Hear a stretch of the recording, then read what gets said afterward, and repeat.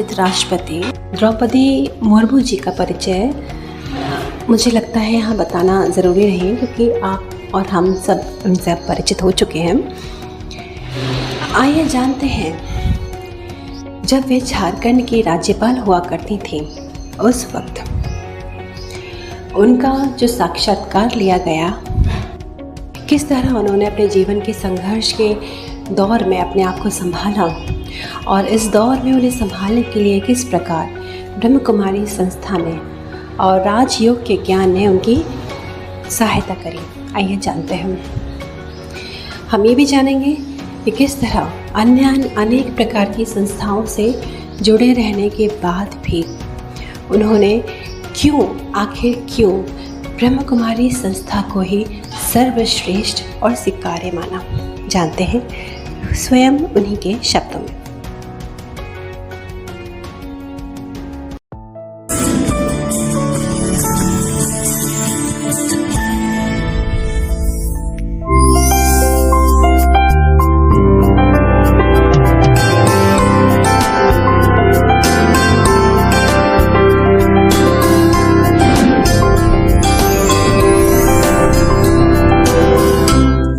नमस्कार, एक मुलाकात कार्यक्रम में आप सभी दोस्तों का स्वागत है। एक मुलाकात में हर बार की तरह आज एक अति विशिष्ट मेहमान हमारे साथ स्टूडियो में है जो आपसे मुलाकात करेंगे। उनसे जुड़ी हुई कुछ बातें, उनके जीवन के अनुभव और साथ में उनके कुछ ऐसी बातें जो शायद ही आपको कभी सुनने को मिली हों, इस एक मुलाकात में जानने को मिलेंगी। आइए बात करते हैं आज के हमारे मुख्य अतिथि से। आज के हमारे अतिथि हैं झारखंड राज्य के महामहिम राज्यपाल महोदया। इनका नाम है श्रीमती द्रौपदी मुर्मू। उड़ीसा से इन्होंने अपने पॉलिटिकल करियर की शुरुआत की। एक ट्राइबल फैमिली से मयूरभंज से बिलोंग करते हुए भी संघर्षपूर्ण जीवन जीते हुए दूसरों के लिए कुछ अच्छा करने का जज्बा इन्हें आज इस पद तक ले आया है।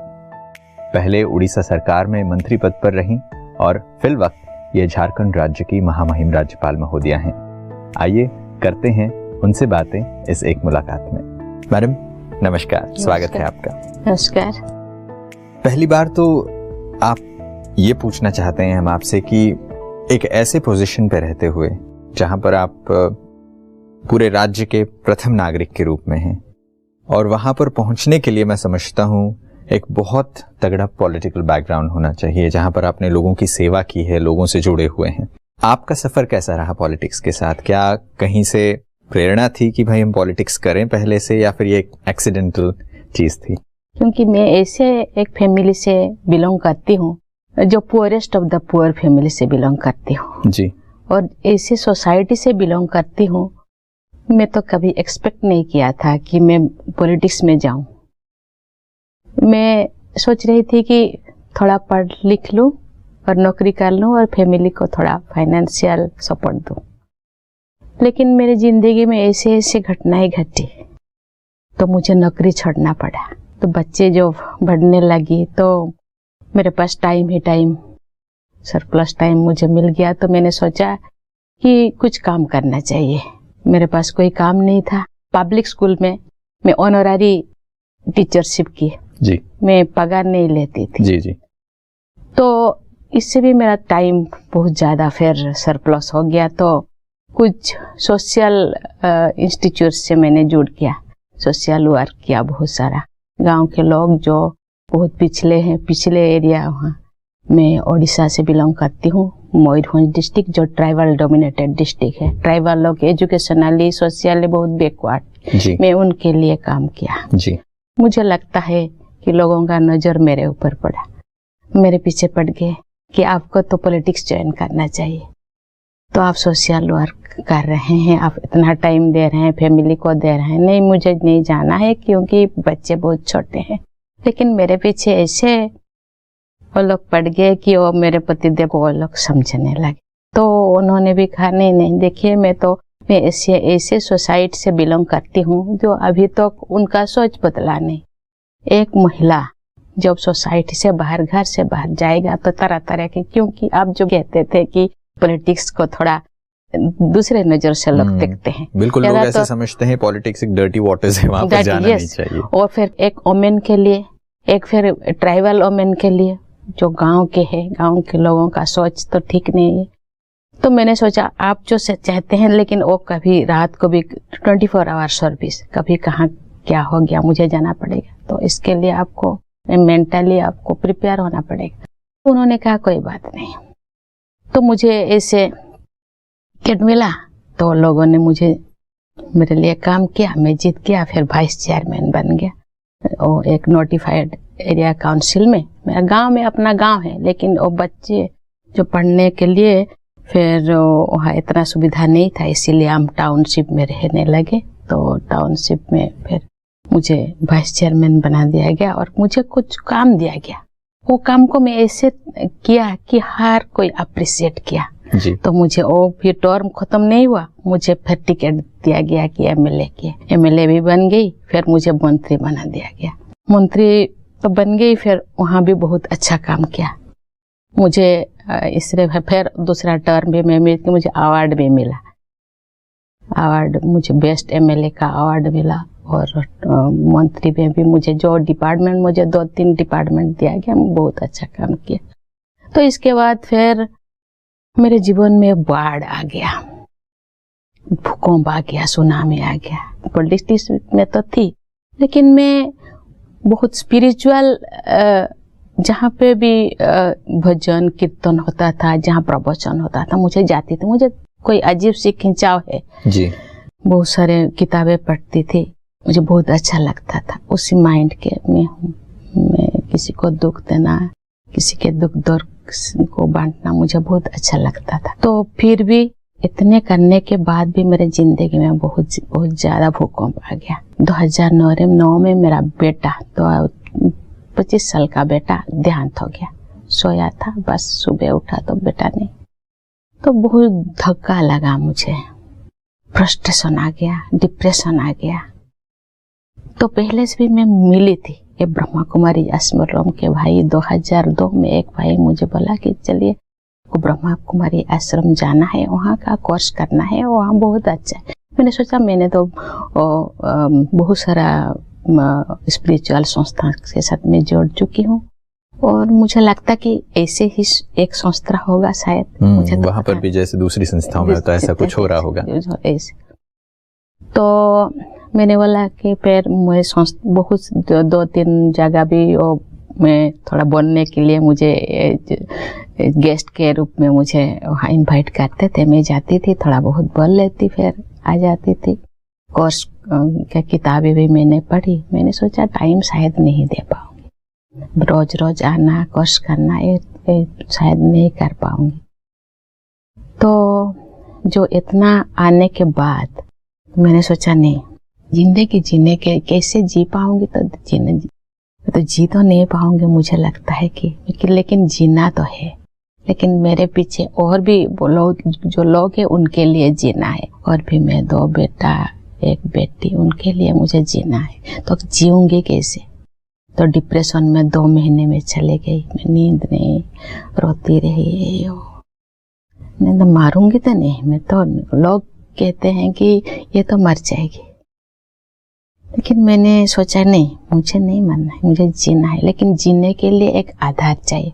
आधार क्या होगा? तो मैंने कॉल किया, ये संस्था को कॉल किया, बहनें आई तो कोर्स किया। कोर्स तो किया, लेकिन मुझे कुछ भी सुनाई नहीं दे रहा था। क्या बोल रहे थे, क्या क्या ऐसे ऐसे। क्यों पहले से नहीं आई इसी संस्था को? तो ये प्रश्न अंदर था। हाँ, क्यों इसी संस्था से क्यों नहीं जुड़ा? शायद मेरे कारण ही ये सब हुआ, ये हुआ, ऐसे होता तो शायद नहीं होता। तो फिर जुड़ गया। तो कुछ दिन तो फिर मैं घर से ही नहीं निकली, लोगों से मिलना जुलना बंद कर दिया। लोगों मुझे मेरे कार्यकर्ता लोग आए, नहीं आपको तो घर में नहीं रहना है, आपको जाना है, लोगों से मिलना है, आपको दूर बांटना है। तो फिर आपका जितने गाँव है सब, हम सब आपके बच्चे हैं। ये अब तो एक बच्चा खोए, हम तो 1000 बच्चा, लाखों बच्चा आपके हैं। तो मैंने सोचा ठीक है।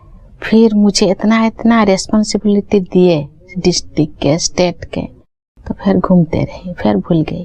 सब कुछ भूल गई। फिर यहाँ भी सुबह शाम आने लगी, संस्था को आने लगी।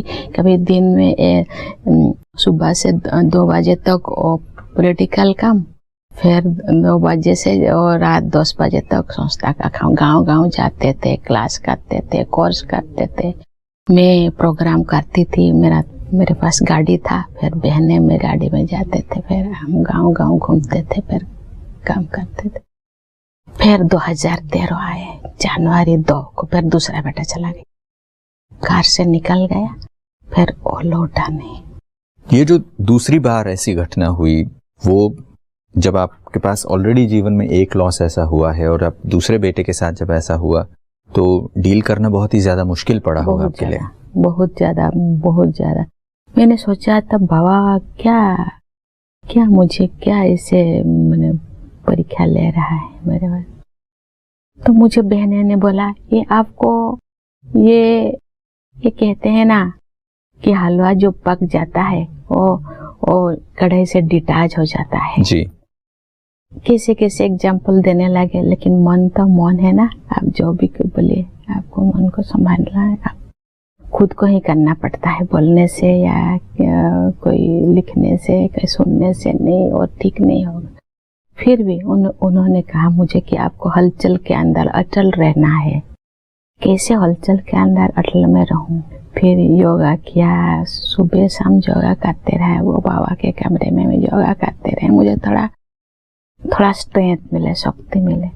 फिर कुछ दिन फिर डिप्रेशन तो नहीं हुआ था, ये थोड़ा कम धक्का लगा पहले से, थोड़ा स्ट्रॉन्ग में तो थोड़ा कम धक्का लगा। फिर भी मेरे साथ क्यों ऐसे हो रहा है बार बार?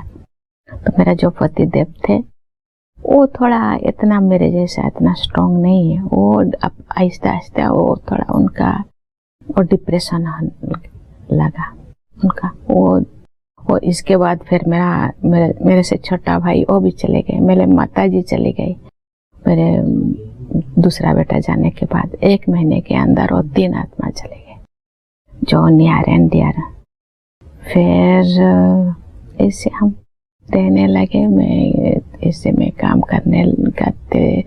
करने लगी, गांव घूमने लगी। फिर भी योगा वो करने लगी। फिर भी मैंने सोचा मैं थोड़ा उसको भूलने के लिए कोशिश करती थी।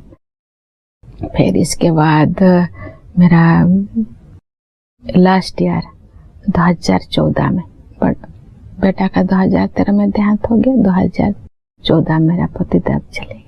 बेटी को मैंने बोला तुम भी ब्रह्मा कुमारी आश्रम जाओ, जिंदगी का कोई भरोसा नहीं। सांस मुझे लगता है मेरा जो सांसों का खजाना है, मुझे लगता है कभी भी चले। कहा तो आपको क्या मिला शादी करके? वहां जाके आपको तो कुछ नहीं, आप तो ब्रह्मा कुमारी आश्रम जाते हैं, आपको क्या मिलता है? मुझे जो मिला है मुझे पता है, आपको भी मिलेगा। अभी आए और नहीं आई तो शादी कर लो। उन्होंने कहा मैं शादी भी नहीं करूँ तो क्या करोगे? मेरे पीछे में चुप चली जाऊंगी तो तुम तो अकेले पड़ जाओगी। तो बहुत भी समझाने के बाद उनको मैं शादी करवा दिया और नौकरी कर रही। तो मैं इसे सेवा करने लगी। अभी तक भी जितने तक मुझे ये गवर्नर पोस्ट नहीं मिल रहा था, मैं गांव घूमने लगी, लोगों को सेवा करने लगी। जो लोग ऐसे वहाँ के लोग का जो लाइफस्टाइल, खाना पीना XYZ, उसमें वो मस्त रहते हैं। उनको मैंने बोली कि देखिए ऐसे नहीं करना चाहिए, वो करना चाहिए। तो कुछ लोग तो बदल गए हैं। इसके बाद मेरे लैंडेड प्रॉपर्टी मेरे पतिदेव का बहुत ज्यादा है। मैंने बहनों को दे दिया घर, गांव में जो घर है बहनों को बोले कि तुम गाँव यहीं पे रहकर के लोगों का सेवा करो। फिर मेरा एक भाई है, उनको मेरे पास बुला लिया। उनको मैंने बोली कि चलो तुम्हारे घर भी दे दो, ब्रह्मा को वो भी दे दी। अभी अपना घर जो टाउन पे है वहाँ मेरे भाभी रहती है अकेला। तो अभी फिर उसको भी हम सोचते हैं कि ब्रह्मा कुमारी को हम दे देंगे, क्योंकि मुझे लगता है ये ही ठीक रहेगा। तो लोग कहते हैं कि मुझे एक दिन ऐसे न्यूज आया कि नहीं आपको तो वो लोग गवर्नर बनाने के लिए सोच रहे हैं। मैंने क्यों? ऐसे गवर्नर में बन गई लोग मुझे पूछने लगे, जितने भी न्यूज वाले सब पूछने लगे कौन सिफारिश किया। मतलब मेरे लिए सिफारिश करने के लिए कोई नहीं, मैं अप्लाई भी नहीं किया और मैं किसी को बोला भी नहीं। मुझे पता नहीं कौन मुझे गवर्नर बना दिया। मुझे लगता है कि बाबा ही शायद सिफारिश करने वाला है, क्योंकि मैं ऐसे हूँ कि मेरे लिए बोलने वाला कोई नहीं। ये जो आपकी जीवन की कहानी है, जब इसे सुनते हैं तो मैं समझता हूँ हमारे दर्शकों को भी ये बिलीव करने के लिए बहुत ही मुश्किल सी जैसी कहानी लगती है। वो इसलिए क्योंकि एक ऐसे बैकग्राउंड से आना जहाँ पर इतना स्ट्रगल किया हो, ट्राइबल बैकग्राउंड से आना जहाँ पर इतनी सारी फैसिलिटीज़ ना हो, फिर भी लोगों की सेवा करते हुए आगे बढ़ना है। जीवन में इतने सारे पर्सनल लॉसेस होने के बावजूद, इतने जीवन में नुकसान होने के बावजूद भी लोगों की सेवा के प्रति समर्पणता रखना, अपने अंदर एक बहुत ही ज़्यादा शक्तिशाली व्यक्ति ही कर सकता है।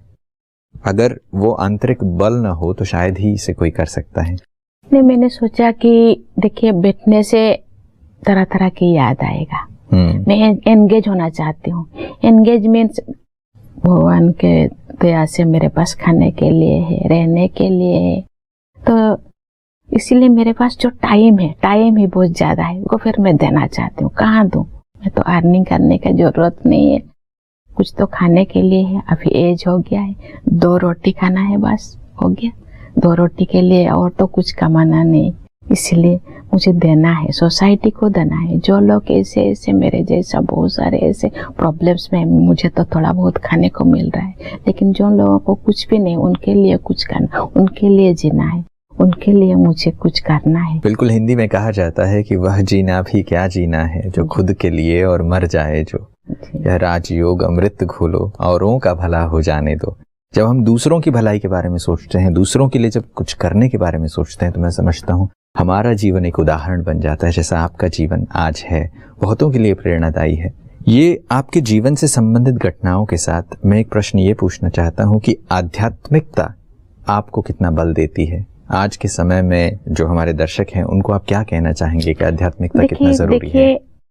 आज मैं आपके सामने 2 शब्द जो बोलने के लिए मुझे जो ताकत है, आध्यात्मिकता का ही बोलते, क्योंकि मैं शायद कुछ बोलने से कोई सच समझेंगे या नहीं मुझे पता नहीं, लेकिन लोग कहते हैं आप कैसे 3:30 बजे उठ जाते हैं, आप कैसे मैनेज करते हो? वो कहते हैं अच्छा गवर्नर मैडम क्या कर रहे हैं दिन भर, क्या कर कैसे वो टाइम पास कर रहे हैं। मैंने बोला देखिए, कभी कभी मुझे शरीर थोड़ा खराब लगता है तो नींद आ जाता है, तो फिर भी मुझे कोई बोलता है कि तुमको उठता है 3:30 बजे, 3:30 बजे कोई मुझे बोलता है उठो। लोग कहते हैं आपका एज हो गया, एज होने से कहते हैं कि नींद नहीं आता मुझे, लेकिन 9:30 बजे 10 बजे नींद अपने आप आ जाता है। कुछ कहाँ भी जाती हूँ, कोई भी सब्जेक्ट मुझे दे देते हैं, मैं बोल लेती हूँ। मैं इतना पढ़ाई लिखाई नहीं हूँ, जो जस्ट मैंने ग्रेजुएट ही किया है, लेकिन मुझे पता नहीं ये जो बॉल है, आध्यात्मिक बॉल जरूर मुझे कुछ देता है। मैं तो यही विश्वास करती हूँ, मुझे ये तो विश्वास के ऊपर निर्भर करे, वो विश्वास करेंगे या नहीं मुझे पता नहीं, लेकिन मैं खुद के ऊपर, भगवान के ऊपर और परमात्मा के ऊपर मुझे बहुत विश्वास है। शायद अगर ये विश्वास बना रहे तो जीवन में बहुत सारी चीजें आसानी से हो सकती हैं। और आपका जीवन वो उदाहरण रहा है भाई, जहां लोगों की सेवा करते करते जब आप चीजें करते हैं, निस्वार्थ भावना से जब करते हैं, अपने नुकसान को किनारा करके, भले जो नुकसान हो गया उसके बारे में ज्यादा समय न देते हुए, जब दूसरों की सेवा में आप अपने आप को लगाते हैं, ईश्वर के साथ को अपने साथ रखते हैं, अपने सही पहचान को समझते हैं, तो शायद तब आप उन्नति की सीढ़ी पर पहुंचते हैं, आप एक ऐसे शिखर पर पहुंचते हैं। आज आप झारखंड राज्य के महामहिम राज्यपाल हैं और आप के इस पोजीशन पर पहुंचते ही बहुत सारे लोग आपसे बहुत सारी अपेक्षाएं करते हैं। आखिरी प्रश्न मैं आपसे ये पूछना चाहूँगा, मैं प्रश्न से ज़्यादा एक मैसेज आपसे लेना चाहूँगा कि बहुत सारी ऐसी बच्चियाँ हैं, लड़कियाँ हैं जो शोषण के शिकार हैं, उनको इक्वल अपॉर्चुनिटीज़ नहीं मिलती, उनको वो प्लेटफॉर्म नहीं मिलता आगे बढ़ने के लिए हो, लड़कियाँ हैं इसलिए। ऐसे समाज में जहाँ पर ये भेदभाव होता है, ऐसे समाज के प्रति भी, हमारे दर्शकों के प्रति भी और उन लड़कियों के प्रति भी आपका क्या मैसेज है? आप क्या शुभ भावनाएं देंगी? देखिए, आज गवर्नमेंट, एक दिन था जो गवर्नमेंट भी नजरअंदाज करते थे, लेकिन आज गवर्नमेंट लड़कियों के लिए इतने सुविधाएं दी है, लेकिन अवेयरनेस की जरूरत है, लड़की को जानकारी की जरूरत है। लड़की लोग अभी इतने हॉस्टल है, इतने सारे एनजीओ है, लड़कियों के लिए काम करते हैं। आज भी जो झारखंड में हूँ, आज भी लड़की को छोटेपन में ही शादी कर देते हैं, लेकिन कुछ लड़की लोग भाग जाते हैं और हॉस्टल में रहने लगते हैं, क्योंकि वो मेंटली और स्ट्रांग होने की जरूरत है, अवेयरनेस की जरूरत है, जानकारी की जरूरत है। इसीलिए अपने आप को कभी छोटा मत समझना, इक्वल समझना है। मन को कभी भी मैं कभी भी अपने आप को मैं आदिवासी हूँ, मैं ऐसे हूँ, कभी भी मैं सोचा नहीं मुझे होगा, क्योंकि मैं ज्यादा, क्योंकि ये मुझे ऐसे सोचते हो जो मुझे करके दिखाना है, मुझे ज्यादा बल मिलता है। यस, वो मुझे ऐसे बोला, ठीक है, मैं करके दिखाऊंगी। तो कभी भी हिम्मत नहीं हारनी, वो जुनून होना चाहिए, जुनून होना चाहिए, जुनून होना चाहिए। अगर वो कर लें कि भले कोई कितनी भी कठिनाई आए, ये उसे एक चैलेंज के रूप में लेकर से कंप्लीट करना चाहिए। बिल्कुल। राज्यपाल महोदया, आज आप हमारे साथ स्टूडियो में आई, अपने जीवन के, अपने आध्यात्मिकता से, अपने पर्सनल लाइफ से जुड़ी हुई कुछ इंटीमेट बातें आपने हम सबके साथ शेयर की, और इस एक मुलाकात में मैं समझता हूँ हम सारी चीजें तो आपसे नहीं पूछ पाए हैं, मगर जो कुछ भी आपने कहा, जो कुछ हमारे दर्शकों के साथ शेयर किया, इसके लिए आपका बहुत बहुत धन्यवाद। Thank you. इनके साथ एक मुलाकात में हमने कुछ ऐसी बातें की हैं तो जीवन के लिए प्रेरणादायी हैं। उनका जीवन संघर्षपूर्ण होते हुए भी अनेकों की सेवा में आध्यात्मिकता के साथ ईश्वर को अपना साथी बनाकर जब उन्होंने अपने जीवन को आगे बढ़ाया तो सफलता के शिखर पर पहुंची और दूसरों के लिए भी एक प्रेरणा का स्रोत बनी है। आज की इस एक मुलाकात में बस इतना ही। हम आशा करते हैं कि ये कड़ी आपको पसंद आई होगी। फिर एक दूसरे मुलाकात में आपके साथ शामिल होंगे। तब तक के लिए नमस्कार।